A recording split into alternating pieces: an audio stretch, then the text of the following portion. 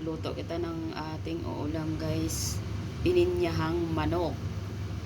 Na-miss ko kasi guys, my favorite. Ito na po ang aking ang aking pinya na fresh.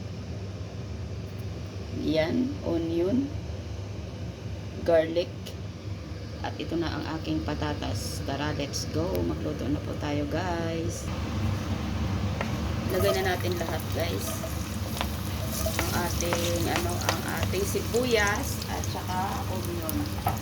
Ilagay na natin para hindi sila guys, mag-away. Just lang guys. Yan, ilagay ko na ang aking manok. Ang manok ito guys ay dinarinate ko siya guys sa pineapple,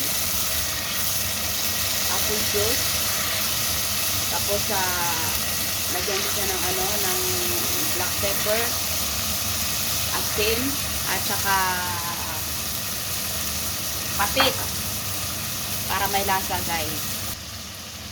Masarap ang pininyahang manok guys. Dito guys, pagluto na kayo dyan guys ng ulam niyo. Tapos ang ginmarinate ko sa sa manok kanina guys na pineapple, ito na po ang mga guys, lagay na natin dito para may lasa ang ating manok guys. Yan, lagay na natin ang patatas at saka carrots guys para maluto na. Tapos ilagay ko na din ang aking pinya guys, kasi fresh yan guys, ang dami. Yan, haluin lang natin. Oops.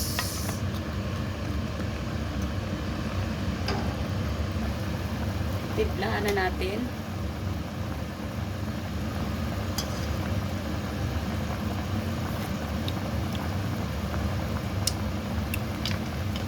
Medyo pa guys, lagyan natin ng black pepper.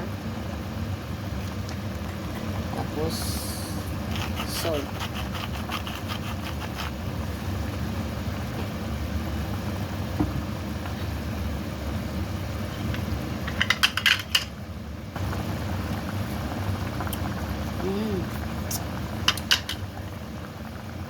Yan na guys, wala ako guys ipap.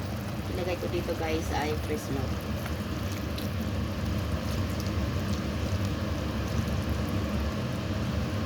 Okay na yan. Ilagay na natin ang ating bell pepper, red bell pepper. Tikman natin uli guys kung ano ang lasa, anong sabor. Ang sarap guys. Ito ang the best na ulam guys. Wag lang i-adobo guys. Ganito naman naluto guys sa manok, pininyahang manok. Yan po ay luto na po yan guys. Ay na natin ang ating i-close na natin ang ating apoy.